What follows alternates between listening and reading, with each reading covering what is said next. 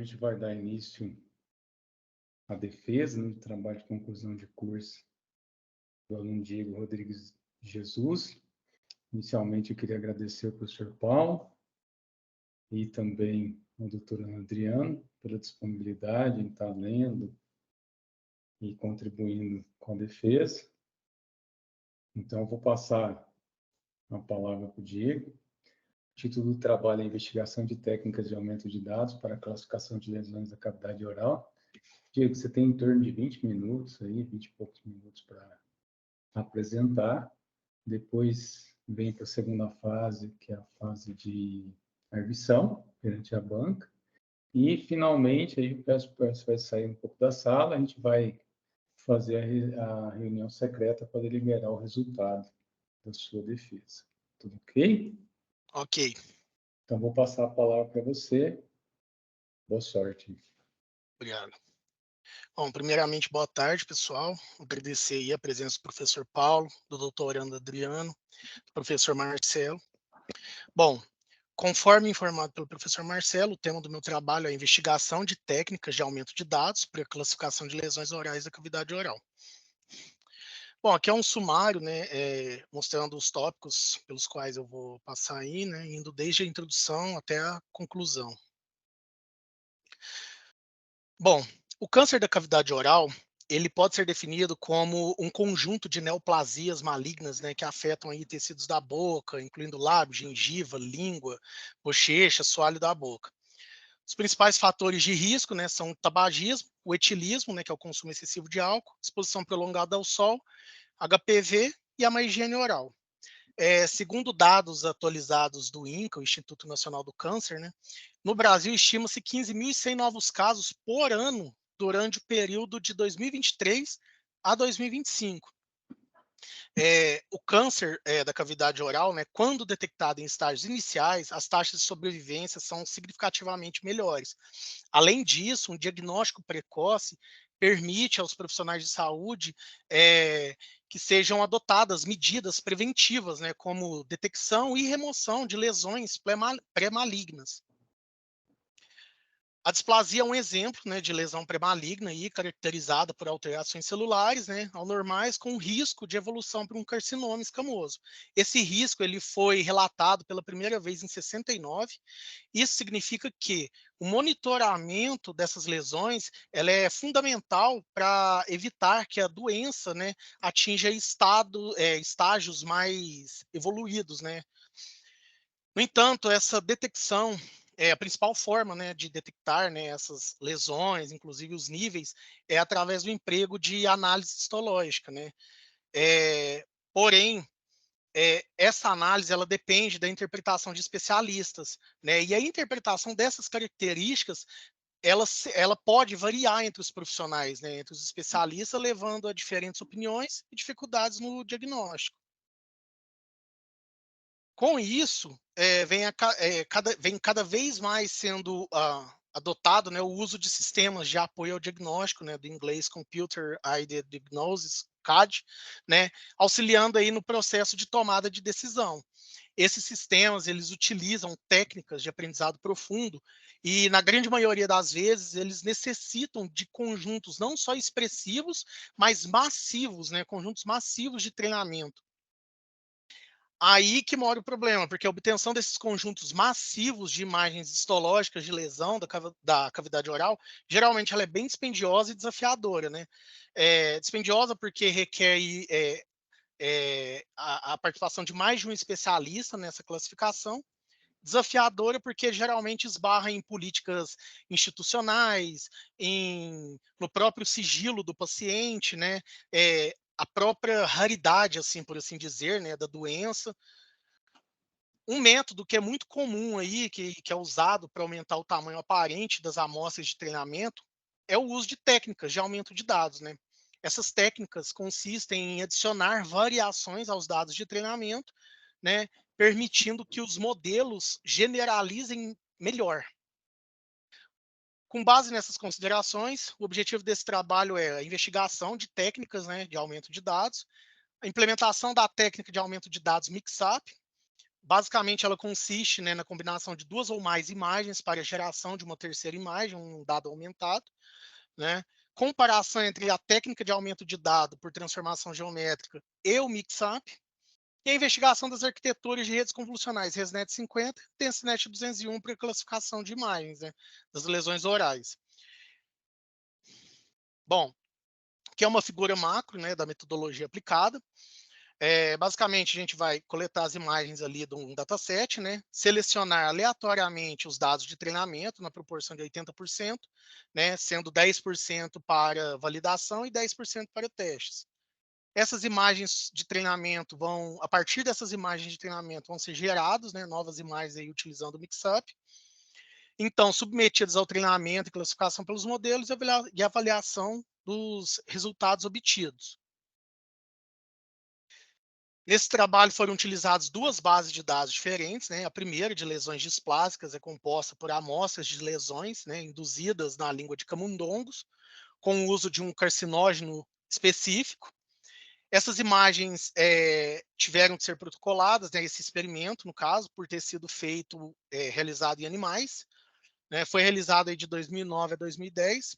A partir das amostras coletadas, foram definidas 296 regiões de interesse, né, de resolução 450 por 250 pixels, divididas igualmente entre as classes saudável, displasia leve, moderada e severa.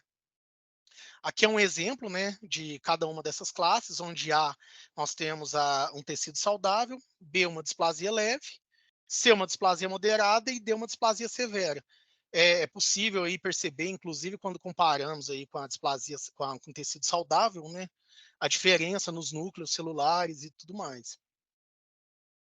A outra base de dados utilizada foi de carcinoma escamoso da cavidade oral. Ela é composta por amostras coletadas de 230 pacientes aí entre 2016 e 2017.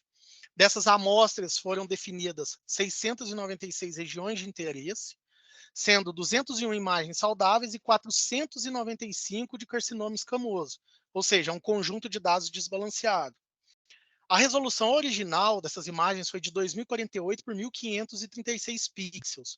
No entanto, essas imagens, por conta de limitação computacional do próprio hardware que eu utilizei, elas tiveram que ser reduzidas em 50% e recortadas a partir do centro em amostras de 450 por 250 pixels, né?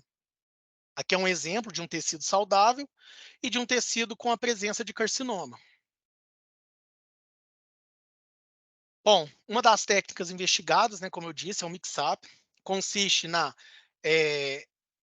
combinação, né, de 2 imagens escolhidas aleatoriamente para obtenção de um dado aumentado. A técnica, ela foi implementada de que forma? Primeiro, eu defini um lambda, né, aleatório, no intervalo entre 0 e 1. Então, 2 imagens foram escolhidas aleatoriamente. Essas imagens, né, denominadas XI e XJ, foram vetorizadas, né? Então, a imagem XI, cada elemento da imagem XI foi multiplicada pelo valor de lambda, né, obtendo aí as proporções, né? Então, a gente pode ver aqui que 1 vezes 0,48, 0,48 e assim por diante. XJ foi multiplicado por 1 menos o lambda, né, que dá 0,52. A gente pode observar que o mesmo procedimento foi feito, né, multiplicado 3 vezes 0,52, 3 vezes, 1 vezes 0,52, elemento é elemento também, tá? Como nesse ponto, vocês já devem ter percebido que isso representa proporções, né, que cada imagem irá compor na nova imagem, né? Então, XI comporá 48% da imagem nova e XJ 52% da imagem nova. Feito essa etapa, é somado item a item, elemento a elemento aqui de cada uma das matrizes, né, correspondentes às imagens, escolhidas aleatoriamente. É obtido uma matriz correspondente aqui à soma, né, e essa matriz, ela representa a nova imagem aumentada. Aqui eu não sei se vocês vão conseguir perceber elementos das 2 imagens, né, compondo a imagem aumentada.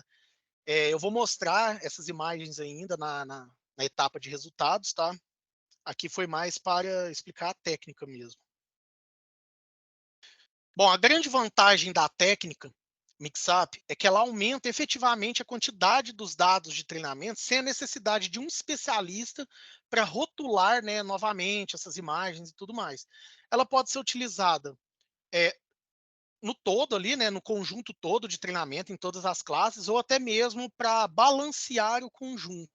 Nesse trabalho eu utilizei ela no conjunto como um todo, não utilizei para balancear, até então que eu queria entender também como o modelo ia reagir com um conjunto de dados desbalanceado. Bom, a outra técnica utilizada foi aumento de dados por transformações geométricas, né, onde as seguintes operações foram aplicadas: rotação aleatória em ângulos de até 45 graus, reflexão aleatória horizontal ou vertical, cisalhamento horizontal em ângulos de até 30 graus, redimensionamento aleatório 10% maior ou menor. Aqui é um exemplo, né, de como essas operações são aplicadas, né? Aqui eu tenho a imagem original. Na B, ela foi espelhada, né, verticalmente. Na C foi feito a rotação aleatória seguida de corte, né? O corte é importante para que a imagem não perca as dimensões de 250 por 450 pixels, né? A ampliação e o cisalhamento, né, que é a distorção das paralelas, né. Bom, diferentemente da técnica Mixup, o aumento de dados por transformação geométrica, ele ocorre em tempo de execução. O Mixup não, ele ocorreu antes de que o treinamento começasse a ser executado. Então essas imagens foram definidas e ficaram num repositório ali aguardando o treinamento, né. Por transformação geométrica, não, é em tempo de execução. Então, os dados são divididos, né, em mini lotes, né, que são pequenas amostras ali, que são processados em cada época. Cada uma das épocas, ela é composta por uma quantidade de iterações que é proporcional ao tamanho do conjunto de treinamento. E em cada iteração, uma combinação aleatória de transformações é aplicada às imagens do mini lote, né? Isso possibilita que cada época seja executada com um conjunto de dados diferente. Aqui é um exemplo, tá, de como é feito essa aplicação por transformação geométrica da própria documentação da linguagem MATLAB, tá? Aqui um conjunto foi definido, né, um mini lote, cada uma das épocas. Em cada iteração, a gente pode perceber que uma combinação aleatória de operações é aplicada em cima do mini lote, né? Aqui fica bem visível, inclusive, é, pelo cachorro, o barco, né? E assim por diante. Aqui, ó, por exemplo, aqui a gente pode ver que esse cachorro sofreu uma pequena rotação, um corte menor, né? Aqui ele já sofreu uma ampliação maior.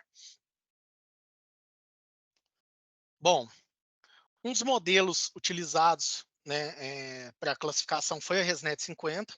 Tá? Basicamente, esse modelo é composto por uma camada convolucional inicial aqui, né? 4 módulos que contêm os blocos residuais, né? Cada bloco residual contendo 3 camadas de convolução e uma camada de classificação final. O grande diferencial desse modelo são os saltos, né? As conexões de salto, onde a entrada ela é somada item a item, elemento a elemento, canal a canal, com a saída do bloco convolucional, né? No entanto, à medida que essa imagem vai passando a cada módulo, espera-se que o tamanho dela reduza, né? E a quantidade de canais aumente. Então, na entrada de cada um daqueles módulos é colocado esse outro bloco convolucional, onde é adicionado uma convolução na conexão de salto, para que acerte aí tanto o tamanho da imagem quanto a quantidade de canais esperada na saída desse bloco de convolução. Outro modelo utilizado, DenseNet 201, também é composto por uma camada inicial aqui de convolução, né? 4 blocos densos compostos por blocos de convolução, que são intermediados aí por camadas de transição. Essas camadas de transição elas são responsáveis por regularizar a quantidade de canais que vai ser passada, né, para o próximo bloco aí e fazendo com que, com que o modelo não se torne excessivamente complexo. Aqui é um exemplo de um bloco denso, né, onde o principal diferencial dele para o bloco ResNet, né, é que a conexão de salto ela não realiza a soma, né, da entrada com a saída, mas sim a saída de cada uma dos blocos convolucionais, ele serve como entrada para os demais, para os seguintes, né, para os seguintes blocos convolucionais. Então é por isso que o número de canais aumenta excessivamente, porque eles não são somados aqui no caso, eles são concatenados. Então, se esse bloco ele resultou em 60 canais aqui de saída e esse em mais 60, aqui na verdade, como vai concatenar, teremos 120, né, canais. Então, dá para imaginar assim, a necessidade dos blocos de transição para regularizar essa quantidade, né, absurda de canais. Bom, para treinamento, 4 estratégias foram definidas, tá? A primeira foi um treinamento utilizando somente a técnica de aumento mix-up. A segunda, utilizando somente transformações geométricas. A terceira, utilizando a combinação da técnica mix-up com a técnica de aumento de dados e transformações geométricas. E a quarta e última, não utilizando nenhuma técnica, somente as imagens originais. As imagens de entrada, elas foram redimensionadas novamente por conta de limitações computacionais, tá? Em 50%, então ela caiu para 125 por 225 pixels. Consequentemente, a camada de entrada dos modelos também foi substituída para corresponder ao tamanho das imagens, né, de entrada. Os modelos foram treinados utilizando 50 épocas, otimizador Adam, mini lote de tamanho 16. A escolha desses hiperparâmetros se deu de forma empírica, tá? Cheguei a treinar com uma quantidade maior de épocas, mas os resultados não mostraram, não se tornaram muito melhores que, assim, a ponto de justificar a demora no treinamento, tá? O mini lote também foi testado, outros valores, né? 64, 32, 10, 8, né? No entanto, 16 foi o que obteve os melhores resultados. Bom, para avaliar o desempenho dos modelos, né, foi utilizado as métricas de acurácia, precisão, sensibilidade, especificidade e F1 score, sendo o F1 score aplicada somente ao conjunto de dados de carcinoma, justamente pelo fato dele ser um conjunto desbalanceado. Bom, indo aos resultados, né, aqui é um exemplo, né, retirado aí da própria execução, de uma composição utilizando o mix-up, né, um aumento de dados utilizando o mix-up. A escolha das imagens foi feito em cada classe, ou seja, dentro da classe saudável foi escolhida 2 imagens aleatórias, dentro da classe de displasia leve, 2 imagens aleatórias e assim por diante, justamente para evitar que novos dados fossem rotulados, né, que essa exigência de rotulação. Aqui a gente pode perceber, né, que a coluna C representa a composição, né, da coluna A e B. A gente pode perceber algumas características, como essa mancha branca, aqui alguns núcleos presentes na imagem 1 que aparecem aqui, né, na imagem composta. Uma coisa que eu pude observar foi que à medida que o lambda se torna desbalanceado, o que eu chamo de desbalanceado, quando ele assume valores ou muito altos ou muito baixos, essa composição ela pode se tornar menos nítida, tá? No trabalho não foi feito esse travamento de um intervalo específico, até então, porque eu queria avaliar, de fato, a técnica proposta pelos autores em 2017, né? Então foi feito de forma totalmente aleatória mesmo a escolha do lambda. Aqui é um exemplo das imagens do conjunto de dados de carcinoma, tá? Aqui a gente também pode perceber algumas características das 2 imagens, né? Como alguns detalhes, tanto da imagem 1 quanto da imagem 2, né? Em ambas as classes. Bom, aqui é um exemplo da combinação, né, de aumento de dados por transformação geométrica, mostrando que ele não sofre apenas uma transformação, mas sim a combinação de fato, né? Aqui a gente pode perceber que essa imagem, além de sofrer um espelhamento, ela sofreu uma rotação, uma redução também, né? Dá para ver aqui pelas bordas pretas aqui, né? A rotação é até 45 graus, né, aleatório, pode ser um intervalo ali entre menos 45 e mais 45.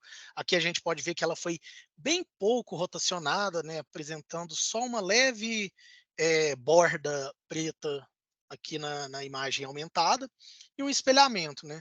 Algumas imagens foram mais transformadas do que outras, mas o objetivo da escolha foi o quê? Escolher operações que removessem o mínimo possível de características das imagens originais. Bom, aqui são os dados obtidos, tá? Para cada um dos modelos, avaliando os modelos ResNet 50 e DenseNet 201, né? Como a execução apresentou algumas características aleatórias, foi necessário que fosse feito 5 execuções aqui simultâneas, né? E retirada a acurácia média, tá? Aqui em destaque tá os melhores resultados obtidos em cada uma das estratégias para cada um dos modelos, tá? E em cada um dos conjuntos de dados.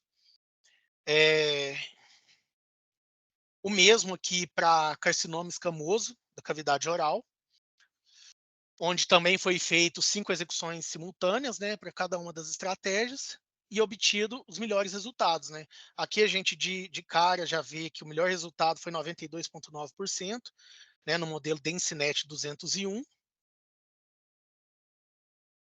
Aqui é uma representação um pouco mais visual dessas acurácias médias, tá? Onde a gente pode perceber que a DenseNet foi superior em todas as estratégias adotadas, nos 2 modelos, tá? A gente pode ver que a curva aí da DenseNet ficou acima, né, da ResNet para os 2 conjuntos de dados. Bom, aqui é a avaliação das estratégias adotadas, tá? Como eu disse anteriormente, foi retirado os melhores resultados, né, de acurácia de cada um dos conjuntos em cada um dos modelos, né? Podemos ver aqui que o aumento de dados geométricos combinado ao mixup obteve a acurácia mais alta, de 90,6%. Utilizando somente mixup, ele não obteve uma acurácia tão alta quando comparado às demais estratégias, tá?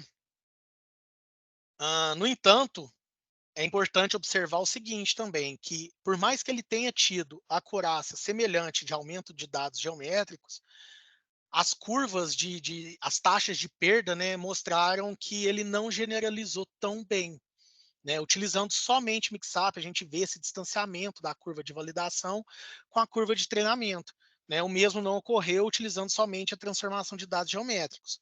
No entanto, a combinação das duas técnicas, a gente pode perceber que ele generalizou muito bem, né? A curva de validação está praticamente sobreposta aos dados de treinamento. Aqui, o modelo os melhores resultados, né, com o modelo DenseNet aplicado ao conjunto de dados de displasia da cavidade oral, onde a gente pode perceber que, utilizando somente o mixup, ele teve um resultado de acurácia tão bom quanto aumento de dados geométricos e mixup combinado, né? Mas, de novo, novamente olhando para as taxas de perda, a gente percebe que ele não generalizou tão bem quanto a combinação das duas técnicas, né? Como era de se esperar, as imagens originais ela não generalizou bem, até mesmo porque os conjuntos são limitados, né? E as imagens utilizando aumento de dados por transformações geométricas também generalizou bem. Bom, para o conjunto de carcinoma escamoso, né, da cavidade oral, como eu disse, foi avaliado não só a acurácia, como também o F1 score, né, até mesmo para verificar se a acurácia obtida corresponde de fato a um bom desempenho ou não do modelo, né? Aqui a gente pôde perceber que onde a acurácia foi mais alta, o F1 score se manteve mais alto também, né? Atingindo aí até 91,7%, onde a acurácia foi de 88,6%, né? O mesmo ocorreu aqui na DenseNet, com o modelo DenseNet 201, onde ele atingiu 94,9% de F1 score, onde a acurácia foi de 92,9%. Né? Novamente, a técnica mix-up no conjunto de carcinoma, ela performou tão bem quanto utilizando somente as imagens originais, né? Ou seja, novamente, o uso isolado não se mostrou tão satisfatório, né? O mesmo ocorreu com o modelo DenseNet 201, tá? E a técnica de aumento de dados por transformações geométricas já mostrou uma acurácia de 90% no modelo DenseNet 201 e 84,3% no modelo ResNet. Aqui são as curvas de perda, né, para o modelo ResNet 50 no conjunto de carcinoma escamoso da cavidade oral. Por mais que ele tenha obtido uma taxa alta, a gente percebe que ele não performou muito bem, repetindo, né, os resultados ali obtidos com o ResNet 50, né, da mesma forma as imagens originais. No entanto, aqui a gente já percebe uma melhor generalização do modelo da técnica que adotou somente as transformações geométricas, né, bem como a composição das duas técnicas. O mesmo ocorreu, né, para o DenseNet 201, né, onde tanto a combinação de mix-up com aumento de dados por transformações, quanto o aumento de dados por transformações, generalizaram muito bem, né, com a leve vantagem aqui para o aumento de dados combinado com a técnica mix-up, né, onde a gente obteve aí acurácias bem mais altas aí, né, de 92,9%.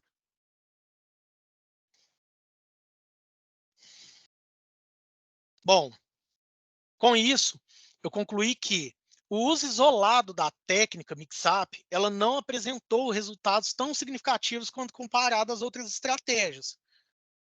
Por outro lado, quando combinado ao aumento de dados por transformações geométricas, se mostrou promissora, né, onde a gente chegou aí a obter os melhores resultados, tanto de acurácia quanto F1 score, né, e também de generalização quando observamos aí as funções de perda. A partir dessas considerações, né, eu concluí que a técnica mix-up ela não vai substituir os modelos convencionais de aumento de dados. No entanto, ela pode servir de complemento, né? Até mesmo porque ela aumenta efetivamente a quantidade de dados ali, as amostras de treinamento, né? E, introduzindo aí variação, né? E tudo mais. Bom, como trabalho futuro, eu pretendo ainda me manter nessa ideia aí de obtenção de dados sintéticos, tá? Eu gostaria de investigar a utilização de redes adversárias generativas, né, as GANs, para a geração dessas imagens sintéticas, né, de lesões da cavidade oral. E gostaria também de investigar redes neurais autoencoders como uma etapa preliminar ao treinamento de modelos CNN, né, buscando aí remover ruídos dos dados gerados, né, tanto pelo Mixup quanto pelas GANs.